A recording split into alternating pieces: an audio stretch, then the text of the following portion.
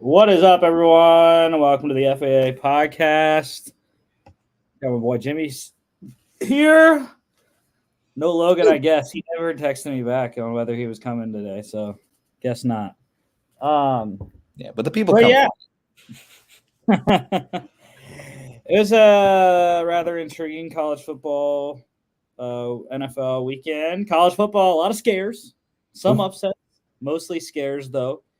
NFL was just the weird NFL that it's been over the first 9 weeks. But we're officially halfway through the NFL season. It's playoff push time. Got 9 more weeks, and that's it. Is your team a contender or not? That's what you got to ask yourself right now. Oh man, we'll get to that later. Hopefully.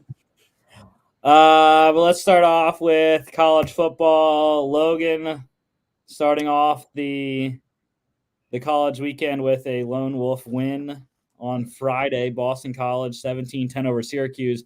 To our defense, though, we didn't know that Garrett Schrader wasn't going to play in this game for Syracuse. Syracuse starting quarterback designated inactive like minutes before the game started, or declared that he was out minutes before the game started. So, chalk one up, Logan. Logan still got lucky. Like, it's not like Boston College like absolutely killed them. They won by 7, so it's not like a big deal. But anyways, he did get a win, lone wolf win on that one. Thomas Castellanos, though, continuing to lead this BC team to a bowl eligibility now. 20 of 37, 54.1%, 165, 1 touchdown, 22 carries, 87 yards, touchdown, and a fumble. That's his biggest aspect of his game, is his legs right now as a young quarterback there for the Eagles. Carlos Del Rio Wilson struggled mightily. I mean, it's a wonder that Syracuse is even in this game. The way that DRW played. 7 of 17, 41.2%, 37 passing yards, 4 interceptions. Did well on the ground though. 12 carries, 67 yards, a rushing touchdown. Their only touchdown of the night. Got a lot of help from. Really, it's a shame that LeQuint Allen is on this 5-loss Orange team because he's having a good year. 18 carries, 142 yards, and a 4-yard reception. Boston College wide receiver Lewis Bond leading the game in receiving, 4 catches, 48 yards. And then defensively, I'm going to go with the bottom guy there, Boston College defensive back Elijah Jones, 2 tackles, 1 solo, 1 pass deflection, and 2 of the 4 interceptions of Carlos Del Rio Wilson. Jack Del Rio's son, by the way. Boston College plus a half wins outright. Don't see that spread a lot in football, but plus a half, they win outright, under 47.5. Saturday, number 1 Ohio State, 35-16 over Rutgers. They should not have won this game. Rutgers had them in the bag. I mean, if Rutgers converts 1, maybe even 2 of the early drives into touchdowns, I don't think Ohio State is even close to winning this game, because Rutgers settled for 3 field goals in the red zone in the first half, 9-7 lead at halftime. And then Rutgers driving down the field, first possession of the second half, and just an errant throw gets tipped, and you can see down there at the bottom, Jordan Hancock brought it back to the house. And that's the play of the game. That's what happened, and that's how Ohio State won eventually. Yeah, I was texting you during this game. Unbelievably frustrating Ryan Day's play call was in the first half. Like, I don't know what he was thinking half the time. He does a fake punt in his own half after That wasn't a fake punt. It wasn't? Okay. No. At the very least, can at The least. punter saw something that he thought he saw an opportunity to get the first down. Yeah, That's why he ran. Well, that punter's an idiot, and never do that ever. Like, I get that it's not great that your guys went 3 and out after a pretty long drive by Rutgers, but like doing this was really bad. But I think what you were talking about, how like Rutgers is kind of just stopped in the red zone. I think it's very clear that Ohio State has a much better defense than they have had the last few years. Mm-hmm. And I think that really does play a positive role. I mean, if they had their defense from like, I don't know, 2018, 2019, back when they were just basically an offensive team with no defense, they would have probably given up 2 touchdowns. I think their defense is just a lot better than it's had been for the last few years, and I think that really kept them in the game in the first half. And I mean, once that pick six happened, I mean, you felt the momentum switch in that stadium. I mean, Yeah. you, as a Ohio State fan, happy for the win, but like, can't pull this shit against Michigan. Like, you can't have a 7-point first half against Michigan. You know. Well, and also Rutgers got back in. They cut it to 21-16. Mm-hmm. And then Marvin Harrison caught 2 short touchdowns later in the game to seal it. But yeah, Rutgers was right there, 5 points down with however much time to go. I don't know what the exact. I feel like Rutgers is a much better team than people give them credit for. Like, well, yeah. I mean, I think they should almost be ranked at this point. I mean, it's probably not a great thing, but if Greg Schiano can recruit a quarterback to Rutgers, like, yeah, not just Greg another. Schiano has always had good defenses. Mm-hmm. They just need a passing game. And if they can get that, I mean, Rutgers could compete.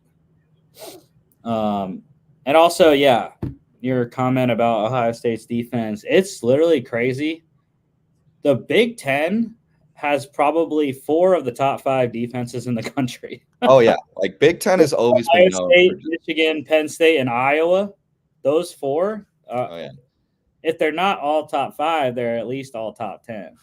Yeah, I mean, Big Ten has always been known for their just defensive games. But, I mean, if it feels like Ohio State's finally caught up to that. It felt like for a while when it was like the Justin Fields era, they just couldn't have a defense. It just felt like their defense was always just giving up 28, 30 points, and their offense was putting up 40. Now you get games like this. But now I don't. Well, I know you don't think they have the offense because of number 6. Son of a bitch, Kyle McCord. Listen, like, here's the thing. Kyle McCord has, like, he's a decent game manager, but he makes, like, one dumbass decision every game. Like, one dumbass decision where you go, what are you doing? Like, this is absurd. He had 2 against Wisconsin. And that, like, pick right before the half that gave Rutgers the lead and their 3 points. I was like, what is this guy looking at? Like, he started off great. I think he, like, completed his first, like, 8-ish passes. Like, he was on a completion streak. And then he just, like, freaks out in the second quarter. And, like, second half, he figured it out. This team is a weird second half team, but, yeah, like, McCord makes one dumbass decision that costs Ohio State at least 3 to 7 points a game. Yeah, and we're about half an hour from finding out where Ohio State will rank in the second iteration of the 2023 college football playoff rankings, which we'll reveal live like we did last week as well. But, yeah, getting to the – oh, go ahead. I was going to say my prediction, Georgia goes number 1, Ohio State goes 2. I think they just flip. I think – I mean, Ohio State wasn't horrendous, but it wasn't a great showing. I think number 2 is kind of what you get. And this was also what I was saying about the Penn State game. If that is on the road in Happy Valley, not totally sure Ohio State wins that game. Just saying. I don't know. I think they probably still do. So we got Michigan this week in Happy Valley. You know what? If Penn State beats Michigan, I'll 100% completely agree with that previous statement. I'll 100% completely agree. Till then, I think Ohio State could still pull it out. Getting to the numbers here, Kyle McCord, 19 of 26, 73.1%, 189, 3 touchdowns, 1 pick. Gavin Wimsatt, I was actually impressed. Some of the throws that he had in the third quarter were nice, despite not a very good passing offense overall. But 10 of 25 for Wimsatt, 40%, 129 yards, 1 touchdown, 1 pick, 13 carries for 49 yards. Kyle Monangai was just shredding Ohio State all day. Maybe Rutgers is even closer if they just give him like 40 carries instead of 24. Because they had the outside zone just hitting it every time. 24 carries, 159 yards from Monangai. Also, Travion Henderson, first game back off the injury, and you could see the difference that it made in the Ohio State offense with Travion Henderson as opposed to just having Mayan Williams and Chip Trainum. So Henderson, 22 carries, 128 yards, touchdown, 5 catches for 80 yards. Rutgers wide receiver Christian Dremel led the game in receiving, 5 catches, 69 yards. And have to say, you are no longer surviving, sir, with your Marvin Harrison Heisman. He got 2 touchdowns, all right. He got 2 touchdowns, but just 4 catches for 25 yards and those 2 scores. So, yeah, I think it's safe to say Marvin Harrison, Heisman hopeful, is tanked. Dude, what are you talking about? He's getting 300 receiving yards and 4 touchdowns against Michigan State. You watch. Yeah, which is just the stupidest, again, stupid TV scheduling. Why Ohio State against Michigan State is a night game and frickin' Penn State, Michigan is a noon kickoff central. Yeah, that's or noon kickoff Eastern, whatever. Yeah, it's Michigan State. We knew they were bad. Right. Even before the Mel Tucker stuff. Like, they were going to be bad. So, yeah, it's stupid scheduling. Because, like, they didn't even – because, like, at least Georgia Ole Miss, like, that was a flex game where they didn't announce the start time until, like, Sunday. And then they announced that Ole Miss Georgia was going to be night game, and I forget whatever other game. There was a couple games that they had TBD on the scheduling. I think it's just because SEC. I think SEC has flex scheduling. Big Ten, I don't think, has that option. Again, stupid. Big Ten shouldn't be on CBS or NBC. Defensively, there weren't a lot of statistics, but you got to go with Jordan Hancock making the play of the game. 5 tackles, 1 solo, and the 93-yard pick 6 for the Ohio State corner. Ohio State minus 18.5 covers by the hook. By the hook. And over 42.5. Number 7, Texas. Squeaker over number 23, Kansas State, 33-30 in OT. This was very funny. I mean, I thought it was funny anyways. Kansas State fans probably don't think it's funny. Yeah. Let's go for the win in overtime when we're down 30 by 3 points and indefinite easy field goal range to tie it and go to double overtime. Woo! Woo! Yeah, no. Completely the wrong decision. By Coach Kleiman there. And it's like they had all the momentum. Even kicking a field goal does not take momentum away from you. Like, yeah, I mean, and then you get to go back on offense first in the second overtime. So, yeah, it made no sense. I was very happy as a Texas Big 12 championship person. So, and a Texas CFP person as well. So, yeah, I was very happy about this Longhorns win, even though it was close. But defense got it done at the end, and it shouldn't have even got to that point. But it was very weird. Malik Murphy, like, digressed in game. Like, he was lights out. Texas was up, I think, was it like 14-0 or 17-0 with 11:34 to go in the second quarter. They were just crushing them. And then in the third quarter, 4:13 to go in the third quarter, they are up 27-7. Texas is cruising. They get outscored 23-3 the rest of the way because of turnovers. And yeah. But I still think Texas is a good team. Still think they have the inside track to win the Big 12 with Oklahoma's loss as well. So, yeah, I'm still on the horns. Hook 'em.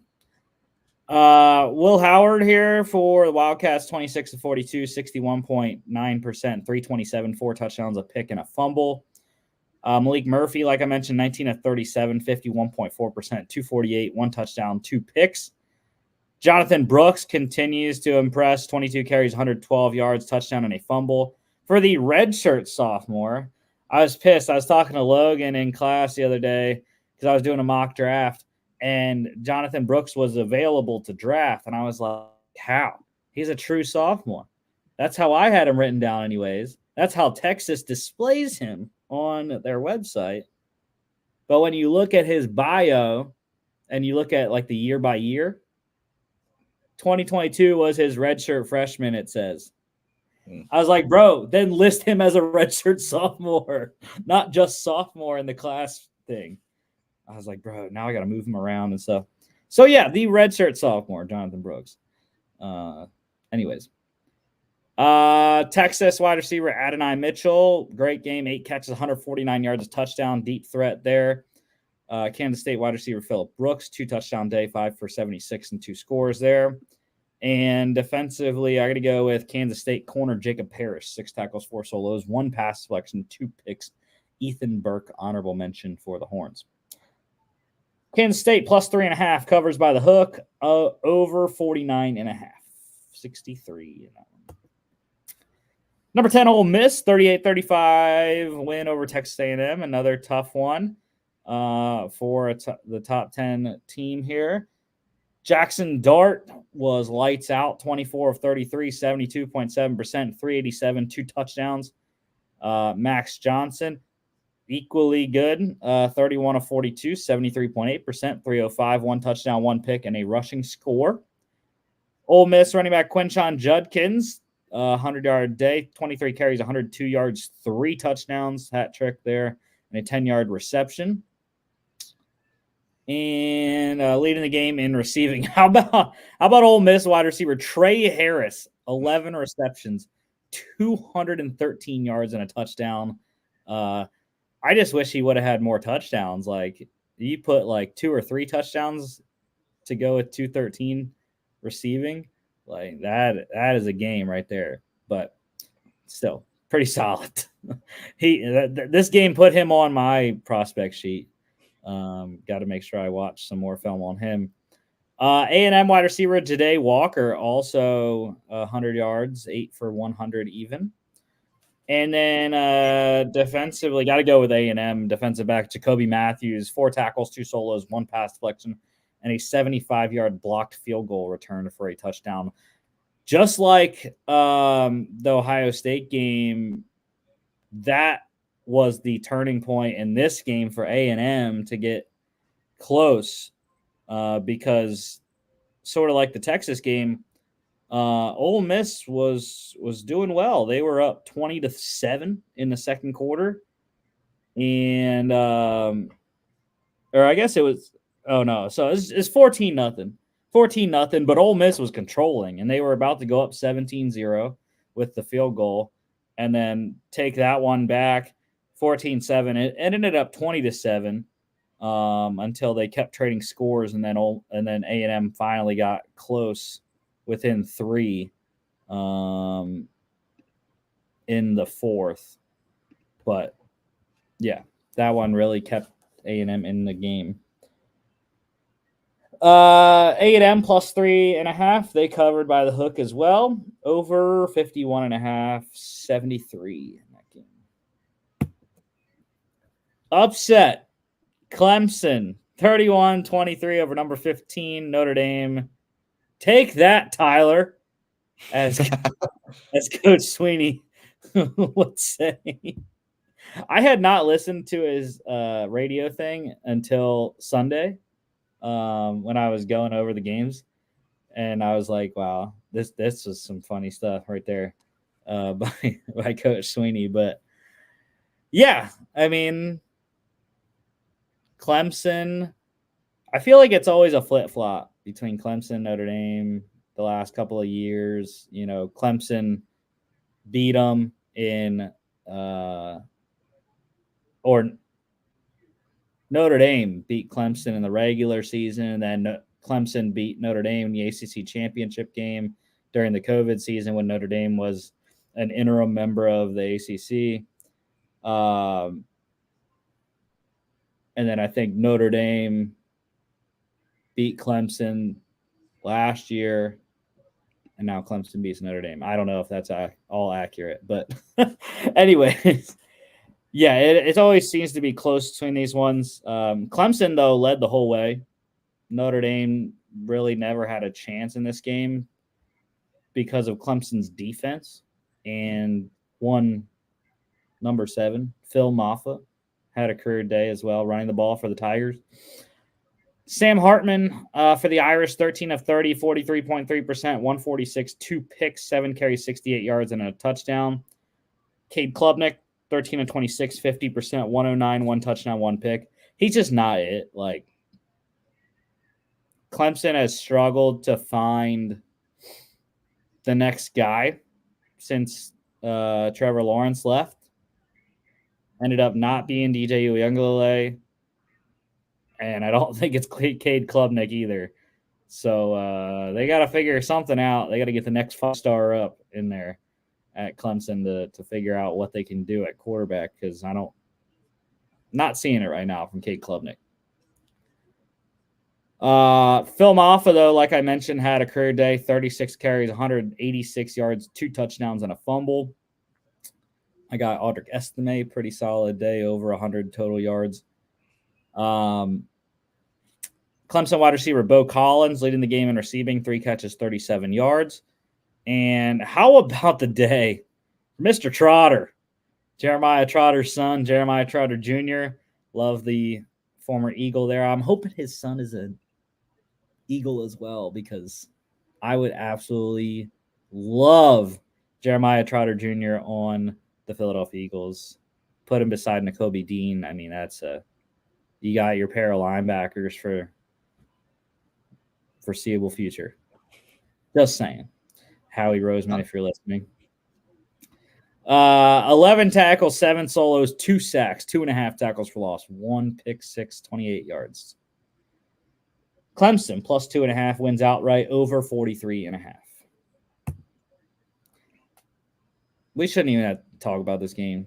Number 17, Tennessee, 59-3 over UConn. Like, what else did we think was going to happen?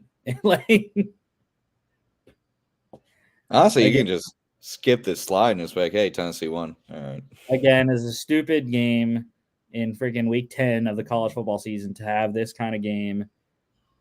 It's just dumb.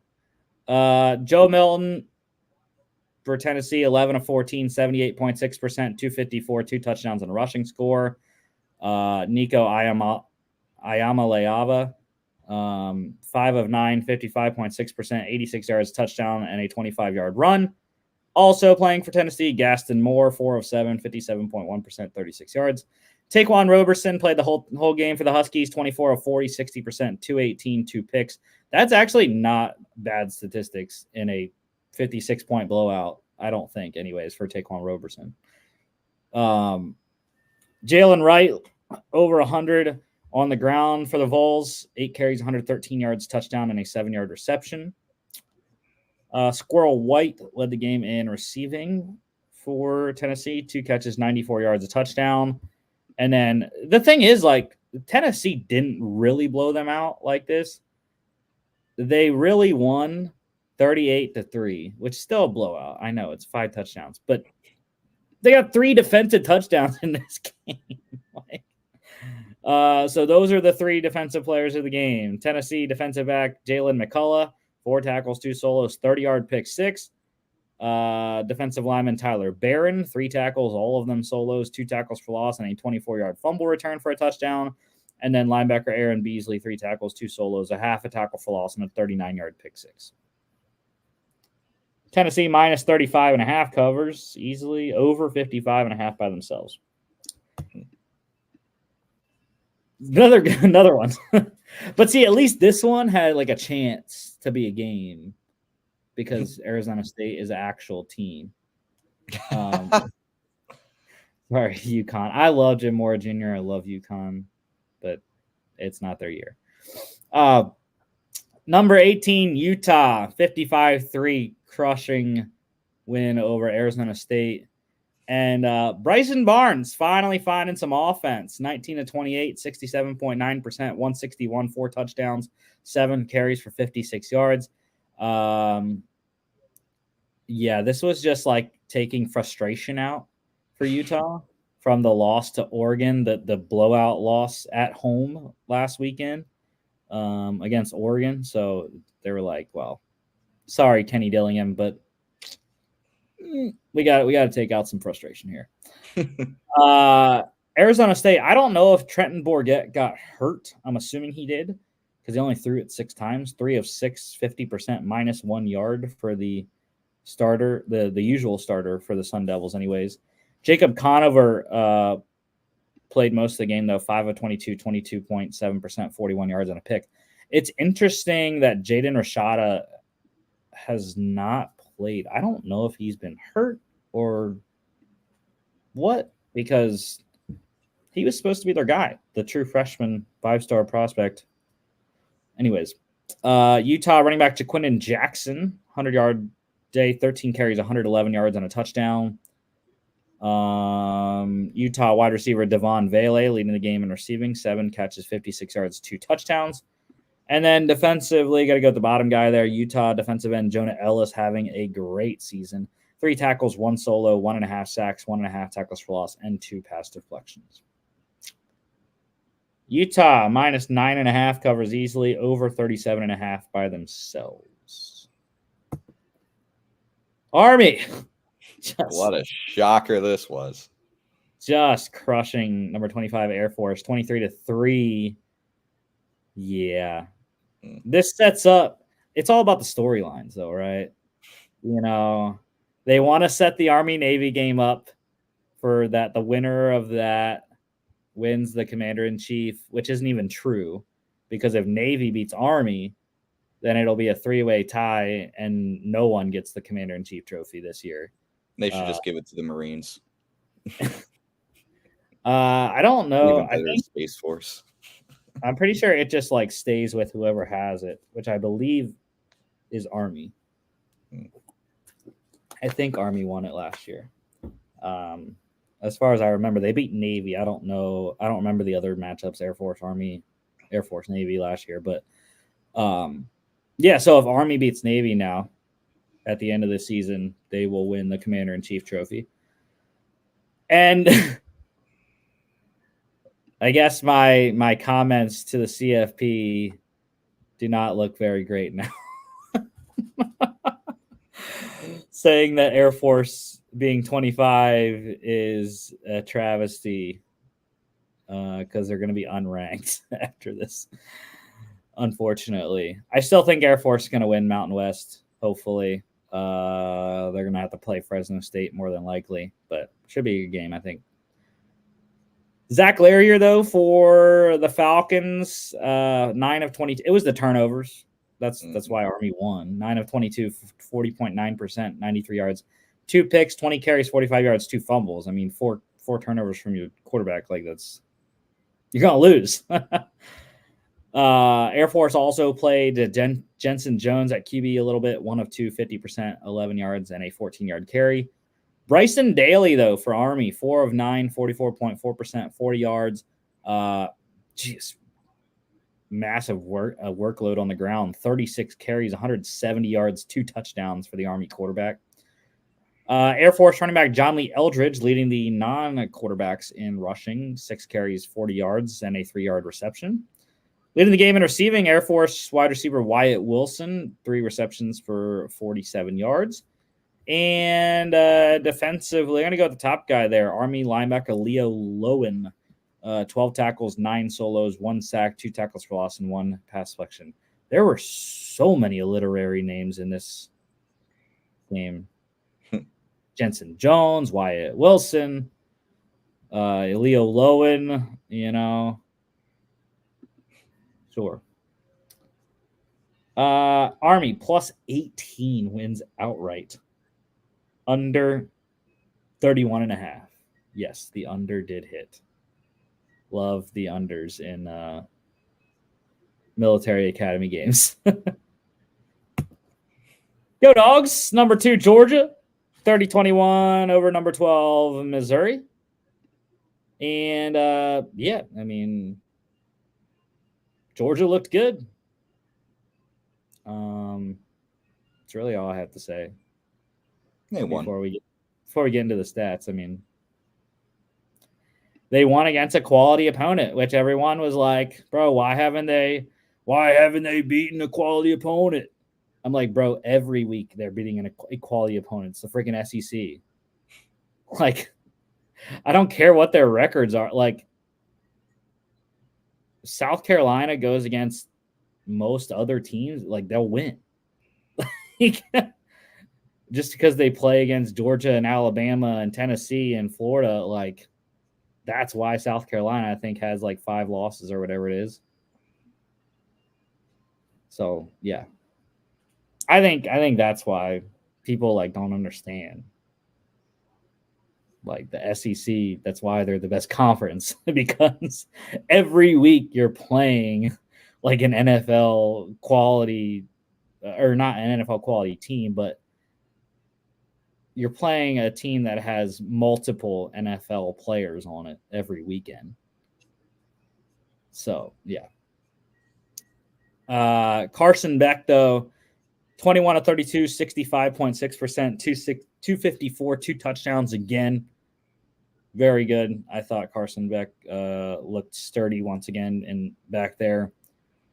Brady Cook for the Tigers, 14 of 30, 46.7%, 212, 1 touchdown, 2 picks, 10 carries for 39 yards.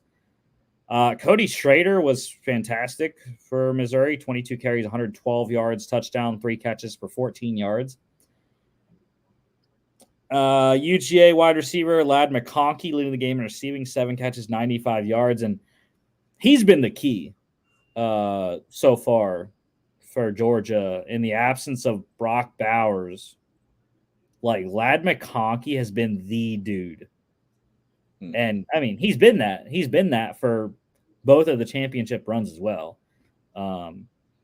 So yeah, he has stepped up, and it's not really a surprise to many people inside the organization and to me as well, because like I said, I've seen it the last 2 years. Like, he's already done this. Even with Brock on the field, he's been very productive. And then defensively, you got to go with the guy at the bottom. He doesn't have a lot of stats, but defensive lineman Nazir Stackhouse, 1 tackle. It was a solo. And the earth-shattering interception of Brady Cook that changed the game. Missouri was on the 50. I believe down just 1 score or whatever it was, 3 points. And Brady Cook threw it right to him, just saying. But yeah, Nazir Stackhouse, big man, getting an interception. That was great to see. And the return too. I hate that the return got nullified by a penalty, but Missouri plus 14.5 covers, under 55.5. Number 4, Florida State, 24-7 win over Pitt. This was another scary one for a top 10 team this weekend. Pitt led 7-0, I believe. And it was tough for Florida State because they didn't have either their top two receivers, Johnny Wilson and Keon Coleman, both out for this game. So they had to rely on other guys and the running game as well. So Jordan Travis struggled a little bit, but again, no turnovers, which is key. But this game is making a lot of people think. And a lot of people have Washington jumping Florida State into number 4 after this weekend because of what transpired. But I still think Florida State should be above Washington as we're under 10 minutes till the rankings show starts.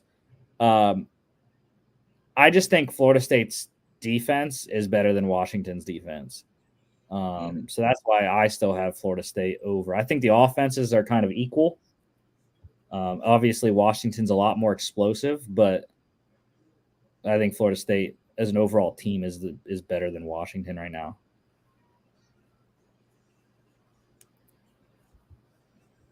Jordan Travis, though, 22 of 36, 61.1%, 360, 1 touchdown, 1 rushing score as well. Christian Veilleux, 15 of 35, 42.9%, 244, 1 touchdown, 1 pick. Florida State running back Trey Benson leading the game in rushing, 12 carries, 97 yards, and a touchdown. The guy that did step up here for the Seminoles was wide receiver Ja'Kai Douglas. 6 catches, 115 yards there. Pitt wide receiver Kanata Mumpfield, 1 yard short of 100, 3 for 99 and a fumble. His teammate Bub Means, 2 yards short of 100, 7 for 98, touchdown, and a fumble as well. And defensively, I'm going to go with Pitt linebacker Shane Simon, 6 tackles, 4 solos, 1 sack, 1.5 tackles for loss, and a pass deflection. Pitt plus 20.5, covered under 48.5. How about Bedlam? The last Bedlam scheduled Bedlam game anyways. Number 22 Oklahoma State upsetting number 9 Oklahoma. Your lone wolf, sir. I thought they had it, man. They were playing okay. They just didn't play good enough. 27-24 for the Pokes here. Yeah, Oklahoma State has a Heisman candidate. Who would have thought, right? Ollie Gordon the second is just a beast. He is leading the country in rushing right now. By a lot. By 106 yards. He is the leader in rushing right now. Tied for second in rushing touchdowns or tied for third, I should say, in rushing touchdowns with 12. But yeah, and the crazy thing is I saw a tweet that had Derrick Henry's stats through 9 games, who was the last running back to win the Heisman. Ollie's better. Less touchdowns. I think Derrick Henry had 17 touchdowns in the first 9 games. But other than that, he has more rushing yards by a little bit and a lot less carries than Henry had. So, I mean, why not? Why not? If Oklahoma State, if they go and win the Big 12 championship and are in a New Year's Six bowl, I mean, shouldn't he be? He should at least get to New York, right? I think so. If he has a 2,000-yard rushing season. Oh, yeah, easily. And, I mean, he's at 12 touchdowns now. So you think about more than likely he's going to be around, I would think, 17 to 23 touchdowns at the end of the year. If they get to the Big 12, title game, that's another game that he has to accumulate stats. So, yeah, I mean, I think I love it. I love getting away from the quarterbacks. I love quarterbacks. I hate that the Heisman and NFL MVP has become just a quarterback thing. So, yeah, I love it. Into the other stats, this one, though, Dylan Gabriel for Oklahoma, 26 of 37, 70.3%, 344, one touchdown, one pick, and a fumble. Alan Bowman, 28 of 42, 66.7%, 334, and a 13-yard touchdown run. That was probably one of the slowest touchdown runs you'll see. It's always fun to watch the not very athletic quarterbacks run the ball, because like Alan Bowman, I don't know run why. like dogs with shoes on. Well, I don't know why he made such an unnecessary move. I thought if he would have just ran straight to the goal line, like he would have been in. But he saw a defender coming and he like tried to juke him, and then he had to like actually fight to get the ball over the line instead of just dive. Just get to the 2-yard line and dive, bro. Like it's not that difficult. But yeah, Ollie Gordon, though, like I said, 33 carries, 137 yards, 2 touchdowns, 18-yard reception. He did also throw an interception. Was a terrible play by him. To his credit, though, he did have an open receiver. It's just you're a running back, bro, and you're not going to hit a open receiver all the way across the field. It's just not going to happen. You're not a quarterback. Oklahoma, though, also had a 100-yard rusher. Gavin Salchuk, 13 carries, 111 yards, touchdown, and a 5-yard catch. Big day, 230-yard receivers, one for each side here. Oklahoma State wide receiver Rashad Owens, 10 receptions, 136 yards. And Bob Stoops' son, Drake Stoops, 12 catches, 134 yards, a touchdown for the Sooners. Defensively, I'm going to go with Oklahoma State linebacker Xavier Benson, 7 tackles, 6 solos, 1 sack, 3 tackles for loss. Oklahoma State plus 7.5 wins outright under 62.5. Number 11, Penn State annihilating Maryland 51-15 in College Park. I literally just like stopped paying attention to this game. I had it on. I watched the whole thing. Just didn't really pay attention because it got out of hand pretty quickly, especially once the fourth quarter. I don't know what happened. Like the fourth quarter came and like Penn State just put it on at the end. I mean, Maryland kept turning the ball over, whether that be an actual turnover or a turnover on downs. Gave Penn State short fields. The backups got in. They scored. So it was like, I guess James Franklin said, stop us. Like, whatever. But Talia Tagovailoa here for the Terps, 29 of 39, 74.4%, 286, 2 touchdowns, a pick, and a fumble.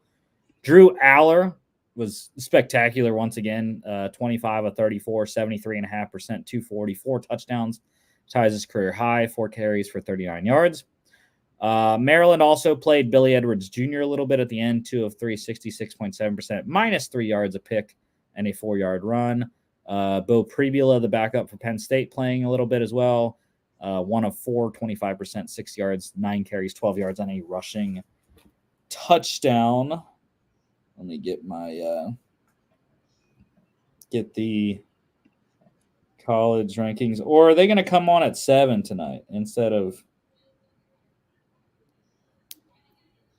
Is it at 7 or is it at? It was at 6 last week, so why would it be at 7 this week? I'm gonna be pissed off at 7.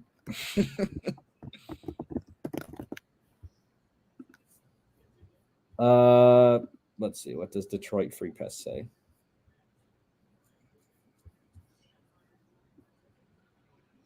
$7 p.m. Eastern, yeah. It just hasn't updated on ESPN yet. I'm assuming it's on ESPN. Right? Is that a fair assumption? Yes, it is on ESPN. So here we go. There's good old Reese Davis. Anyways, back to this game while they do all their introductory stuff. Katron Allen leading the game in rushing for the Nittany Lions, 14 carries, 91 yards, touchdown, and a 1-yard reception. Later the game in receiving, Keandre Lambert-Smith for Penn State, 8 catches, 95 yards, and 0 for 1 passing. 2-touchdown day for Penn State wide receiver Dante Cephas, the Kent transfer, 6 catches, 53 yards, 2 touchdowns. Finally, bro, I've been literally waiting. Like, I was so excited when we got Dante Cephas in the offseason, and he really has not done much. Had his 2 touchdowns, though, this game were fantastic. Chef's kiss. Defensively, 2 guys at the bottom, Penn State, Maryland. Penn State linebacker Keon Wiley, 2 tackles, both solos, 1 sack, 2 tackles for loss. Same stats for Maryland defensive lineman Quayshawn Fuller. Penn State minus 7.5 covers easily over 50.5 by themselves. Number 13, Louisville, just dominating Virginia Tech, 34-3. Jack Plummer, 11 of 12, 91.7%, 141, 1 touchdown, 5 carries for 18 yards. Kyron Drones, that's supposed to have an S at the end, by the way. Don't know who put that on the slide, but Kyron Drones for the Hokies, 12 of 21, 57.1%, 69 yards and a pick. How about the big day for Wisconsin transfer Isaac Garendo? 11 carries, 146 yards, 3 touchdowns for the big guy. Louisville wide receiver Jaden Thompson leading the game in receiving, 2 catches, 49 yards, and a touchdown. And then defensively, this was another instance of ESPN's defensive statistics not being there. So there's 4 guys down there, all with 1 tackle, a solo tackle, a sack, and a tackle for loss. 3 for Louisville, 1 for Virginia Tech. Louisville minus 9.5 covers easily under 48.5. Whoa, this one was ugly. Number 24, Tulane, 13-10 over East Carolina. And ECU was up 10-0. They had them. They were also at home. They had them, man. But, yeah, Tulane scored 13 straight unanswered to win this one. Michael Pratt, 16 of 25, 64%, 213, 1 touchdown, 10 carries for 33 yards. For the Pirates, Alex Flynn, 10 of 18, 55.6%, 120 yards. I guess you could say the Pirates got washed away by the Green Wave. Yeah. The pirate ship just could not handle the Green Wave. They're taking on water, Mr. Squidward. Tulane running back Mekhi Hughes, 100-yard day, 25 carries, 105 yards, and a 1-yard reception. Tulane wide receiver Lawrence Keys III, leading the game in receiving, 3 catches, 77 yards, a touchdown. And then defensively, we're going to go with ECU defensive lineman Deonta Johnson, 6 tackles, 2 solos, 2 sacks, 2.5 tackles for loss. ECU plus 16.5 covers easily under 44.5. How about the Dukes? JMU 9-0. Please, dear Lord, tell me they're in the rankings this week, because they should be, after they completely dominated Georgia State 42-14, who is a good team. Like, Georgia State's one of the top 4-ish teams in the Sun Belt. Like, they're not a slouch. And I believe this was on the road in Atlanta as well. So here we go. Top 25, 25-21. Kansas State down to 25, down 2. North Carolina into the rankings at 24. Why? Tulane up 1 to 23. Iowa into the rankings at 22. Good Lord. After that fantastic game at Wrigley Field. Arizona into the rankings at 21. Ooh. Go Wildcats. Jed Fish, Noah Fafita getting it done. I respect it. That's interesting. See, this is why it's weird. Like, they're ranking these 3-loss teams. Like, bro, JMU is 9-0. I genuinely think they're just not going to rank them because they can't make the playoffs, which is I mean, or even be bowl eligible, which is BS. But I mean, I Right. guess. Like, I don't care, bro. I don't care if they can't go to the conference championship game or to a bowl game. They still deserve to be ranked. Here we go. 20-16. Why is Notre Dame still in the rankings? I don't know, man. Like, their Notre wins Dame is have been great, and their losses have been just embarrassing. Notre Dame is 20, down 5. LSU down 5 to 19. Utah stays at 18. That's stupid. Oklahoma down 8 to 17. Kansas up 5 to number 16. Jordan McLeod here for the Dukes, 28 of 36, 77.8%, 307, 4 touchdowns, a pick, 13 carries, 104 yards on the ground, 2 more touchdowns, 411 total yards, 6 touchdowns, 1 turnover for Mr. McLeod in this game. Pretty excellent. Darren Granger for the Panthers, 10 of 19, 52.6%, 82 yards, 13 carries, 103 yards, 2 touchdowns. Also excellent on the ground. Here we go. 15 through 11. Oklahoma State, go Pokes, up 7 to 15. Missouri down 2 to 14. Tennessee up 4 to 13. Oregon State up 4 to 12. Louisville up 2 to number 11. So that's pretty solid. Jeff Brom getting his Louisville Cardinals to 8-1, number 11 ranking right now in year 1 under Mr. Brom in Louisville. Tyson Lawton for JMU, leading the game in rushing outside of the quarterbacks, 18 carries, 95 yards, 6 catches, 57 yards, and a receiving touchdown. James Madison, wide receiver, Elijah Surratt, leading the game in receiving, 8 catches, 87 yards. 2 touchdown day for tight end Zach Horton for the Dukes, 6 catches, 33 yards, 2 scores. And then defensively, I'm going to go with JMU defensive lineman Jamari Chroma, 4 tackles, 3 solos, 1 sack, 3.5 tackles for loss. JMU minus 6.5 covers easily, over 52.5. Here we go. Number 10 is the Nittany Lions. Penn State moving up 1 spot to number 10. Why is it taking so long to last week? I feel like they just rattled them off. And then we got to build up the suspense, man. Make it interesting. Well, they waited on the top 6 last week, and now the top 9 are apparently like a big to do. Whatever. I don't even want to go into this game yet because I want to see what the top 9 are. Dude, you don't want to talk about my favorite team ever, Texas State? Well, yeah, Logan Lone Wolf to Georgia Southern, which was fantastic for us. Silly goose. Wow. Number 9 is Ole Miss, up 1 spot, of course, which is fantastic.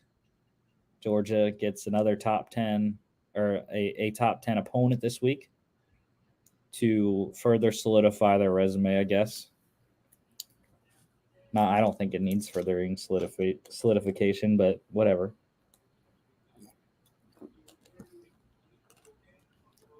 Because I think, anyways, when you look at Ohio State, you look at Michigan, they play 2 teams every year.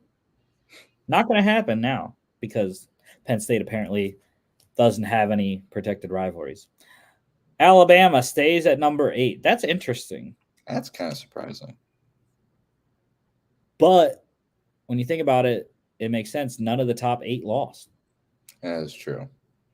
So I guess that makes a little sense. Yeah. The revenge tour is still up. It's still viable. I do think there was a case, though, to move them up 1 with how close Texas's game went against Kansas State. Mm-hmm. And, Alabama beat LSU by 2 touchdowns as a top 15 team. And Kansas State was ranked 23rd for Texas. So I do think there was a case for Alabama to move to 7 and Texas down to 8. But the voters did not see it that way, obviously. So can we get Texas at 7? Because if they're not at 7 and Texas moved up by that win, that would be something interesting to talk about. But we're assuming that Texas is at 7. I'm assuming that Oregon stays at 6 as well. There's Texas at 7. But again, I'm assuming that Oregon stays at 6. The biggest two things, like we've been talking about kind of intermittently, is the Florida State Washington 4 and 5, I think, is a big conversation right now. And of course, Georgia Ohio State 1-2 is also a big thing. I haven't heard anyone talk about Michigan to 1 or Michigan to 2 yet. No, I think 1 and 2 should just be reserved to Ohio State, Georgia. I think those are just the 2 top teams in the nation right now. I don't see any argument against it. Right. That's how I feel as well. So I guess we can get to this game while they say that the top 6 teams revealed are coming up next. Yeah. Don't know how long that means, but hopefully we can get through this game here. Texas State just crushing Georgia Southern, 45-24. Go Bobcats.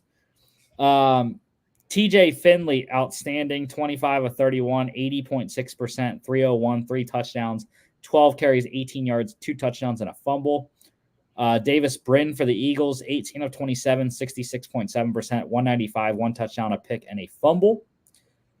Georgia Southern running back Jalen White, massive night for him, 17 carries, 159 yards, 2 touchdowns. Texas State running back Ismail Mahdi, 1 yard short of 100, 24.99. Big receiving night for Texas State wide receiver Joey Hobart. He's having a good season, 13 receptions, 141 yards, and a touchdown.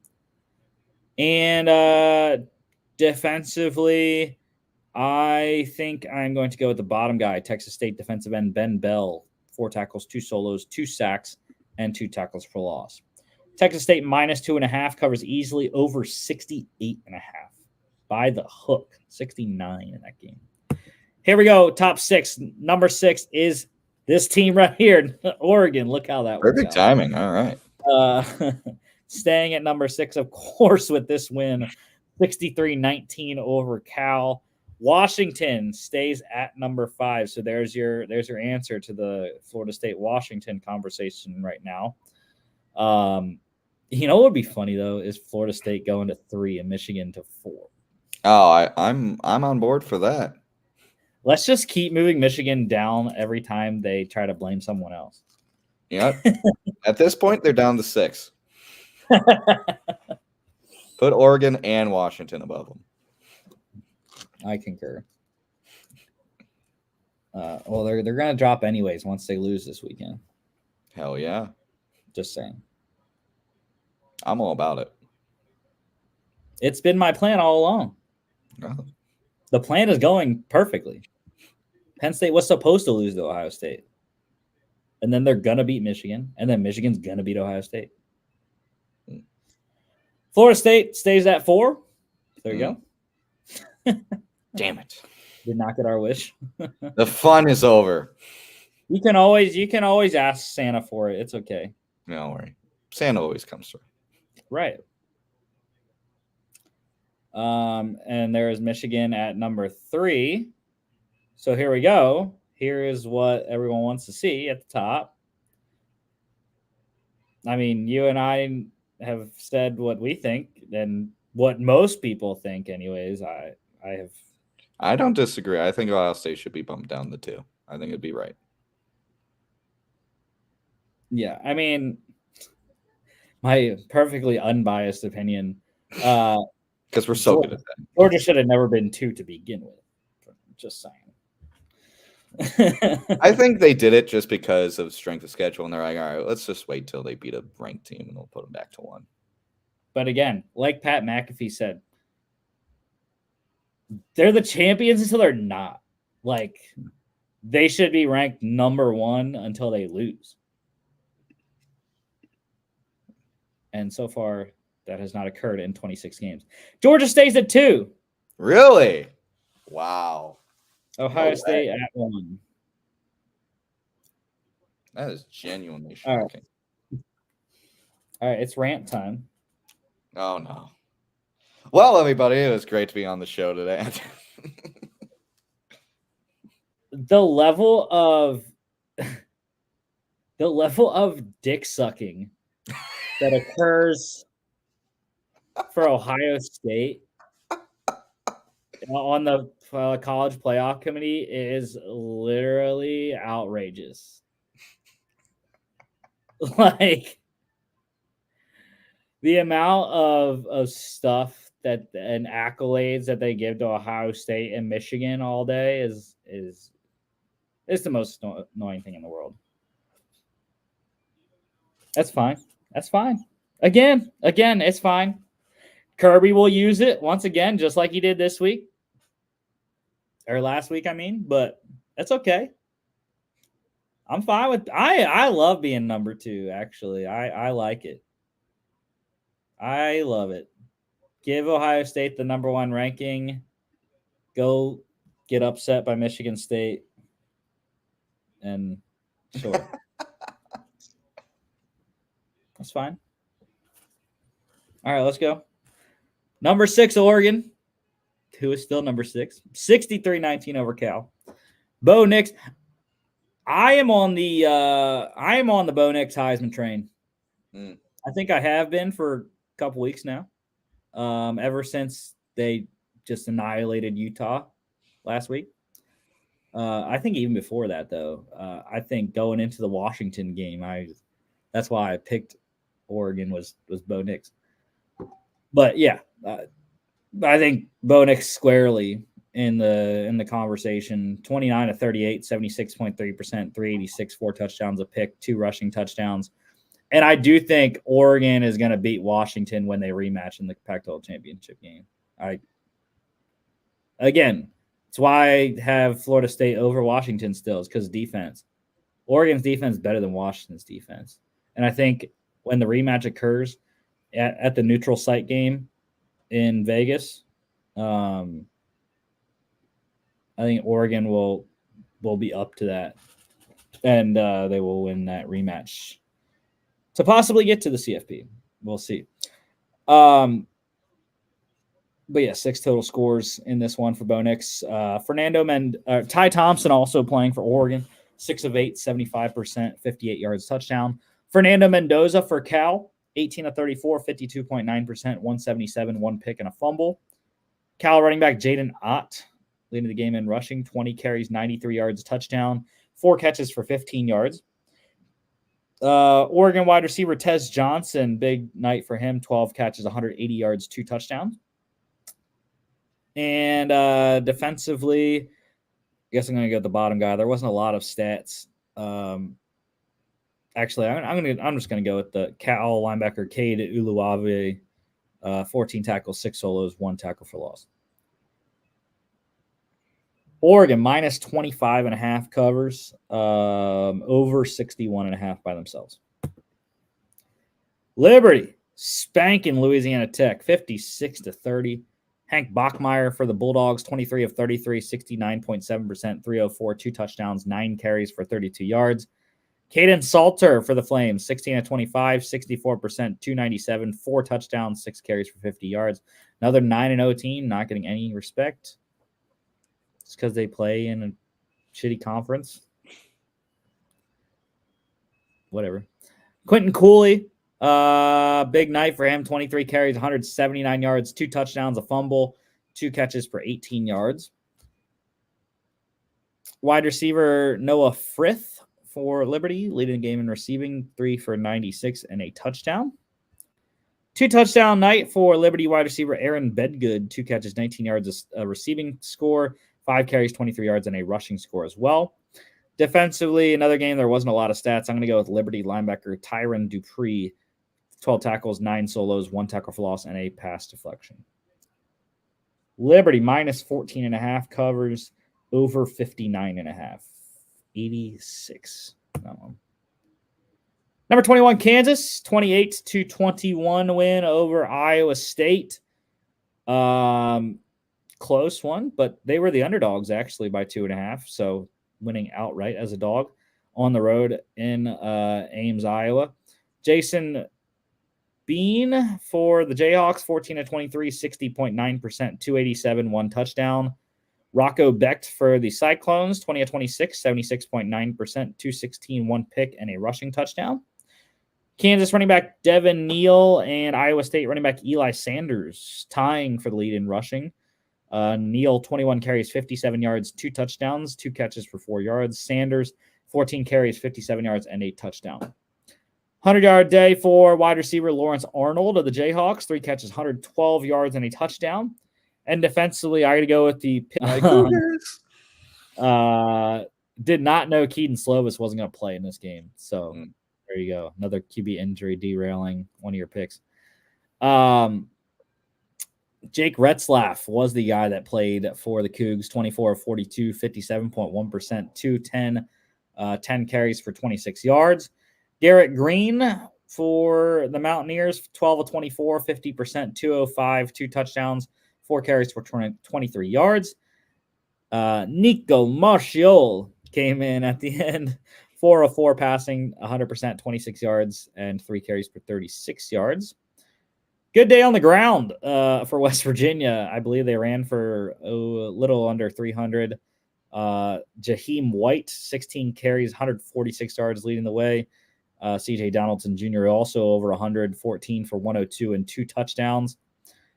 BYU wide receiver Parker Kingston leading the game in receiving, 6 for 57 and a fumble.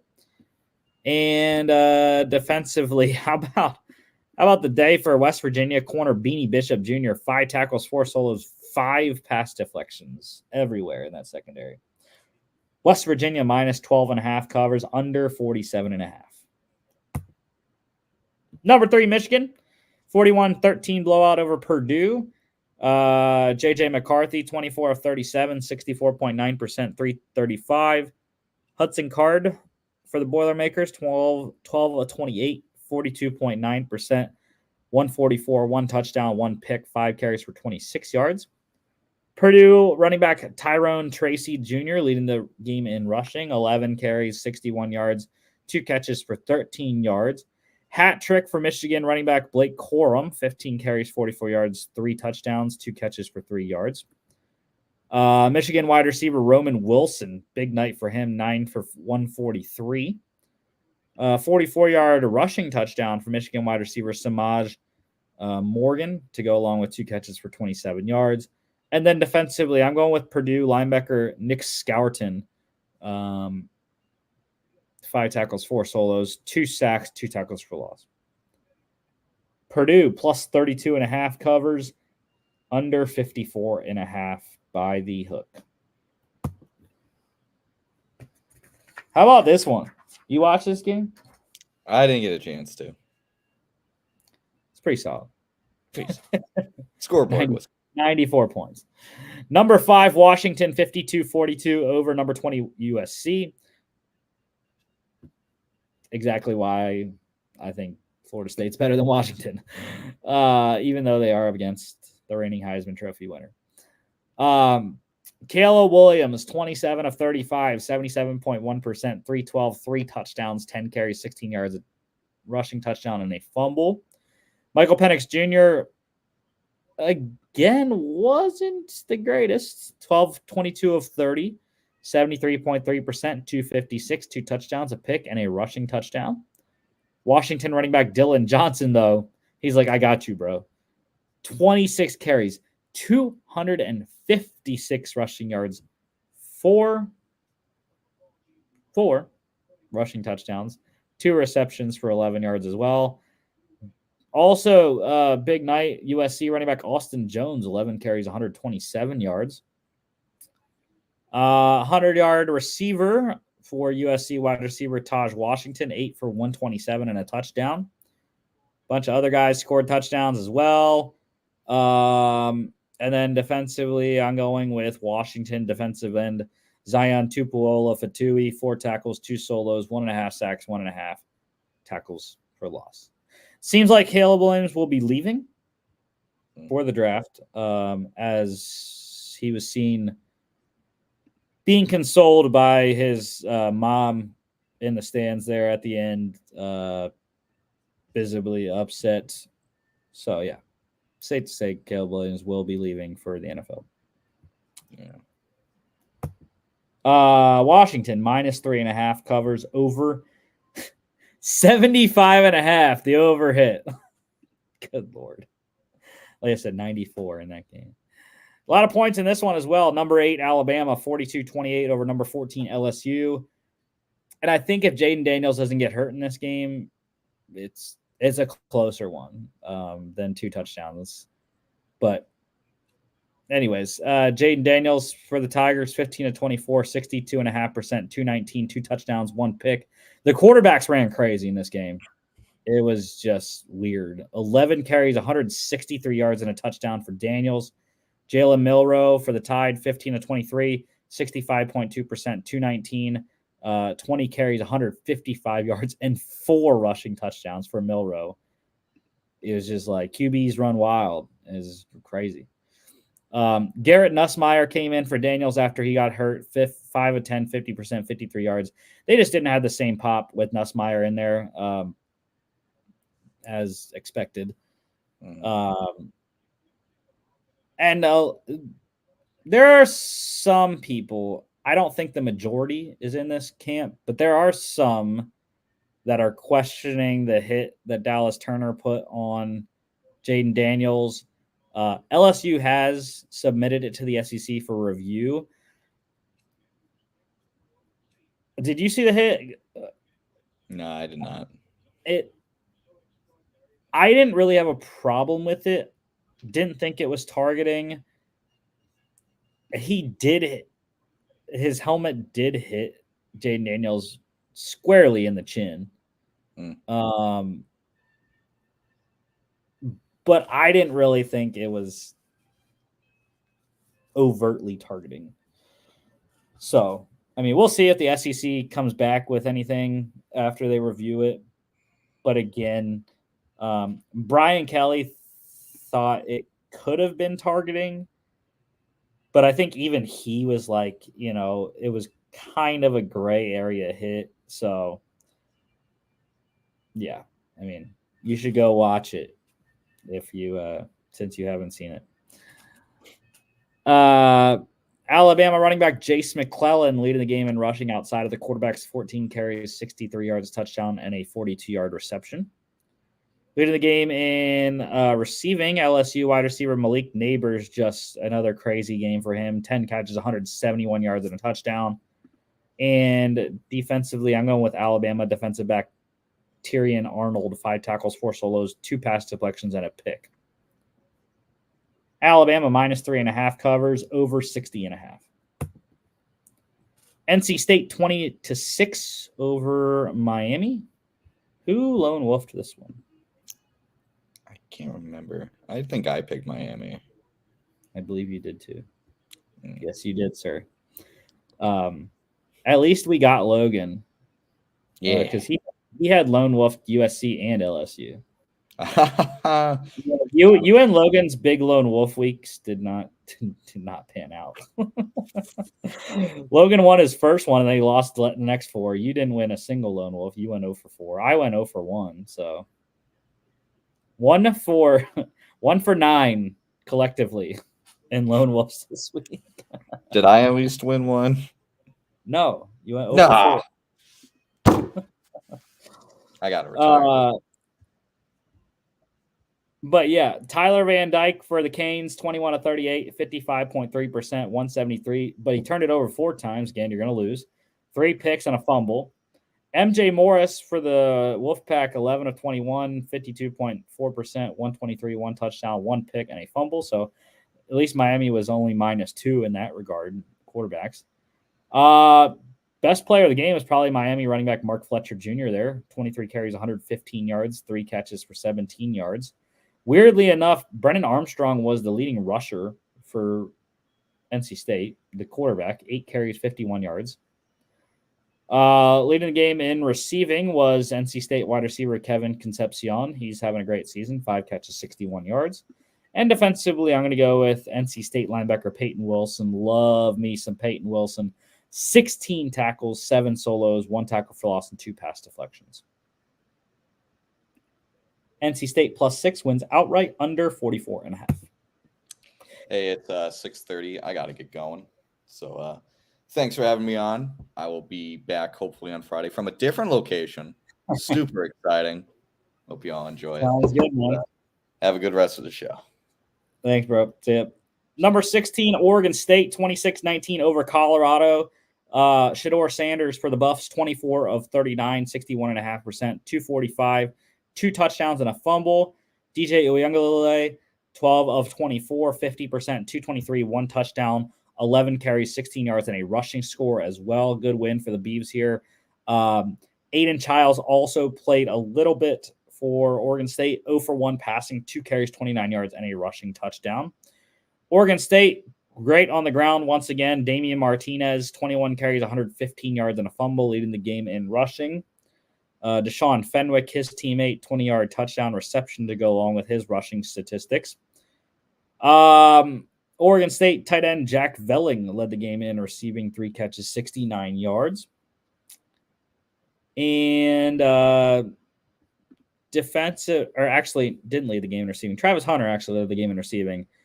2 tackles, both of them solos, a pass deflection, 8 catches for 98 yards and a touchdown. But the defensive player of the game for me, Oregon State linebacker Andrew Chatfield Jr., excellent night. 3 tackles, all of them solos, 3 sacks, 3 tackles for loss, and 2 pass deflections. Colorado plus 13.5 covers, under 59.5. Fresno State, 37-30, close one over Boise State, but the Bulldogs did pull it out. Mikey Keene for Fresno, 24 of 38, 63.2%, 290, 1 touchdown and a pick. Boise playing 2 quarterbacks. I don't know if Taylon Green got injured or what. Just 1 of 2 for Taylon Green, 50%, 32 yards. Maddox Madsen playing most of the game, though, 22 of 42, 52.4%, 258, 1 touchdown, a pick. 9 carries, 61 yards, and a rushing score as well. Also, punter James Ferguson Reynolds completed his only pass for 21 yards. And Logan Fife also playing a little bit for Fresno, 1 of 2, 50% for 13 yards. Weird game. Did not get to watch it, unfortunately. Big night, Malik Sherrod for the Bulldogs, 21 carries, 132 yards, a touchdown, 4 catches for 28 yards and all. He also returned a 95-yard kick return to the house. Leading the game in receiving, 8 catches, 85 yards for Boise wide receiver Eric McAllister. Have some news on him in a second. And then defensive player of the game, I'm going with the bottom guy, Fresno safety Maurice Norris Jr., 4 tackles, 3 solos, 1 tackle for loss, 2 pass deflections. Fresno State minus 2.5 covers, over 54.5, 67 in that game. Arizona upsetting number 19 UCLA 27-10. Noah Fifita again, excellent performance, 25 of 32, 78.1%, 300 yards, 3 touchdowns, and a pick. UCLA playing 3 quarterbacks, weirdly enough. Ethan Garbers, 13 of 21, 61.9%, 143, 1 touchdown. The other 2, not effective at all. Dante Moore, the freshman, 4 of 7, 57.1%, 14 yards. Colin Schlee was even more ineffective, 0 for 5 passing, 6 carries for 46 yards. Good rushing night for him, though. Leading the game in rushing, Arizona running back Jonah Coleman having a nice season, 17 carries, 77 yards, and 1 reception for minus 6 yards.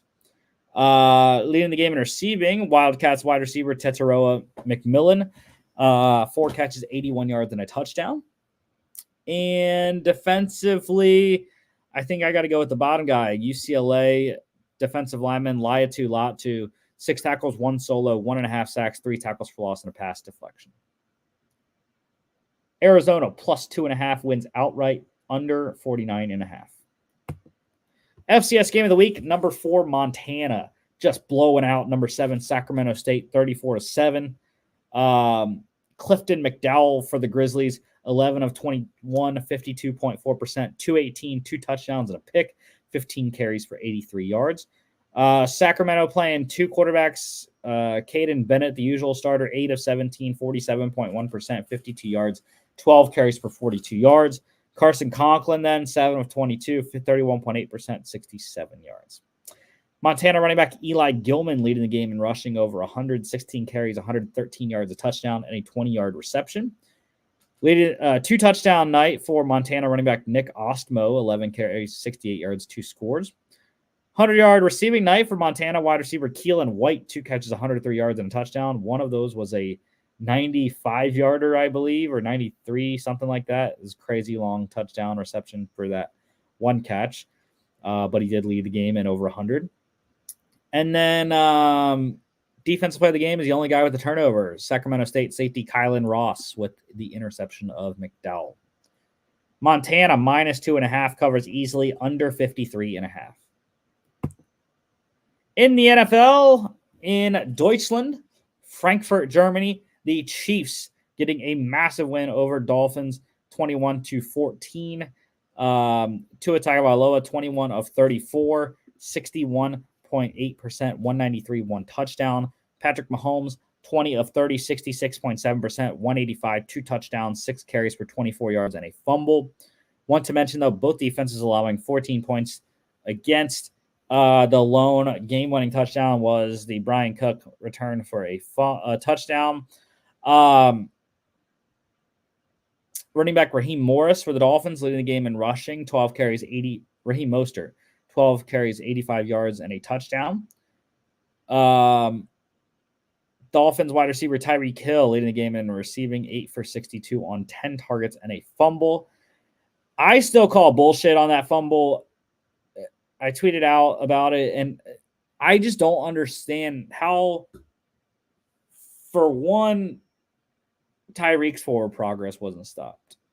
And even if you don't agree with the argument there, my second argument was, how was the defender's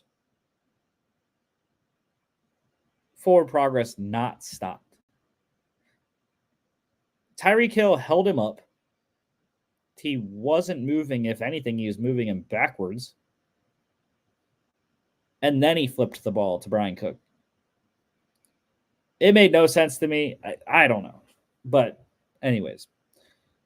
And then defensively, obviously, defensive player of the game is Brian Cook. Safety for the Chiefs, 4 tackles, 2 solos, and the 59-yard defensive touchdown. You can't call his score a fumble return for a touchdown because he did not recover the fumble. He was just pitched to the ball. So 59-yard touchdown there for Brian Cook. Chiefs -1.5 covered under 50.5. In the States, first game here, Ravens. Just, total obliteration of the Seahawks. 37-3. Lamar Jackson, 21 of 26, 80.8%, 187, 10 carries, 60 yards, and a fumble. Tyler Huntley also played a lot in this game, 5 of 7, 71.4%, 38 yards, and a touchdown. Geno Smith for Seattle, 13 of 28, 46.4%, 157, 1 pick, and a fumble. Ravens rookie running back Keaton Mitchell, 100-yard day for him, 9 carries, 138 yards, a touchdown, and a 1 reception for -4 yards. 2 touchdown day for Ravens running back Gus Edwards, 5 carries, 52 yards, 2 touchdowns. Leading the game in receiving, Ravens tight end Mark Andrews, 9 catches, 80 yards on 10 targets. And defensively, I am going to go with Ravens linebacker Kyle Van Noy, 2 tackles, both of them solos, 2 sacks, 1 tackle for loss, and 2 QB hits. Ravens, -5.5 covers easily under 44.5. Browns, 27-zip shutout over the Cardinals in Cleveland. Deshaun Watson, 19 of 30, 63.3%, 219, 2 touchdowns, 3 carries for 22 yards.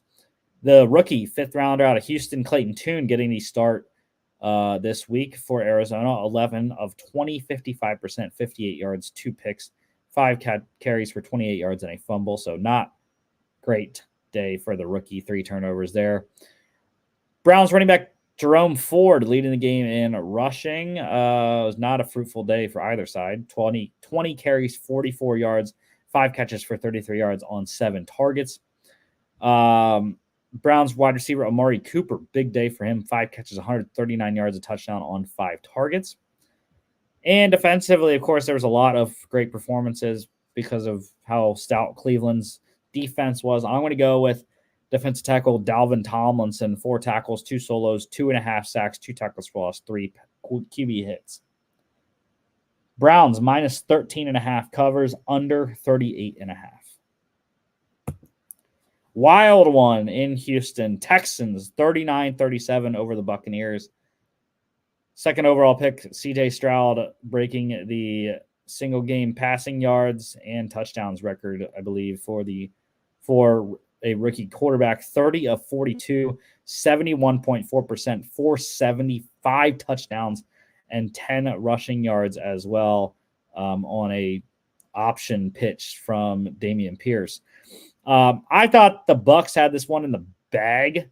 They went up 37-32 and or 37-33 and not a lot of time left. And I was like, dang, Bucs got it. I got another win in the pick standings.